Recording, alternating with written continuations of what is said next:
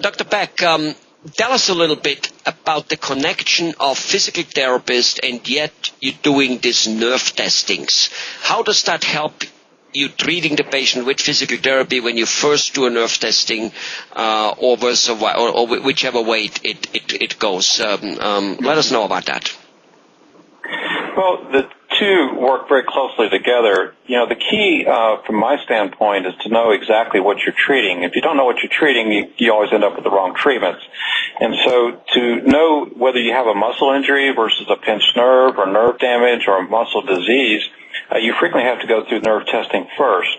For example, let's get back to the tennis elbow we were talking about. This is pain in your elbow when you grip or play tennis or golf.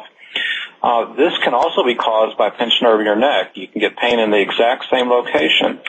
So if you don't do the nerve testing, you don't know if it's from tennis elbow or if it's from a pinched nerve in your neck. If it's a pinched nerve in your neck, physical therapy is not going to help you at all, and you're going to waste a lot of time and energy on it when you need to be doing a completely different type of program.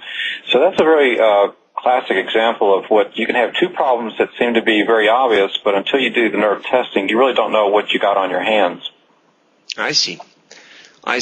So, well, I can think with it from a, from a mechanical, level, from a mechanical engineer, but more so even from an electrical type of level. And for instance, these days, you can't bring a car to a car mechanics without him hooking it up. And funny enough, they see which nerve was pinched. They see, where there is something which puts a strain on the car which shouldn't be there.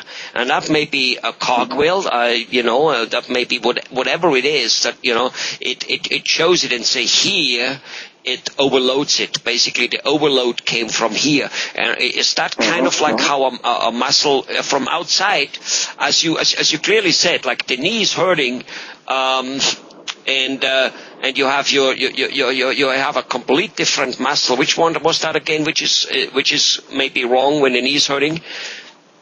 The thigh muscle. The thigh muscle. So you have the thigh muscle not working. Who would think that the thigh muscle not working well or being weak has to do with your kneecap hurting? And when you sit in the car and drive a little longer and you kind of whatever. So, and instead of guessing and pushing, you go and you do a test and you go, this muscle is weak, this muscle is, and again, there are different types of muscle. There are just weak muscles, there are pinched muscles or nerves, I guess, and then there are like systemically ill nerves. And you can make the differentiation which one it is, right? That's correct. For example, let's get back to our elbow pain. Like I said, there is one reason you could have elbow pain is tendonitis. The other is a torn muscle. Another is a pinched nerve in your elbow or a pinched nerve in your neck.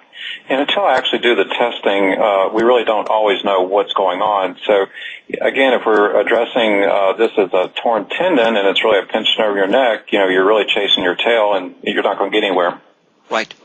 Because obviously we have, and so do I think doctors, even though we know better, but we have a tendency to think the problem is where the pain is.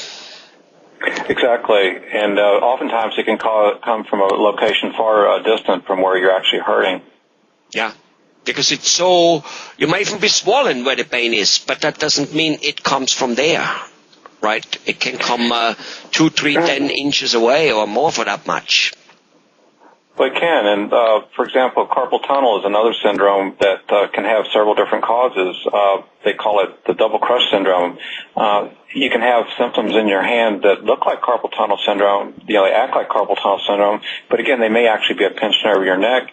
And it could also even be coming from a muscle spasm in your shoulder. And until you actually do the nerve test, you don't know which of those locations is causing the problem.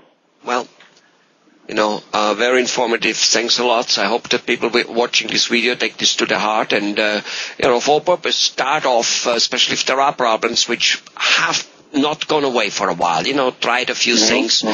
Get a nerve test. with a person like you who can do it, and who then on top of it afterwards has ways on improving that nerve, which may be physical therapy and maybe even all the way up to surgery, but at least you know where you're cutting and why, and you know it, and you know that it won't go away without a certain treatment. Thanks a lot, Dr. Beck.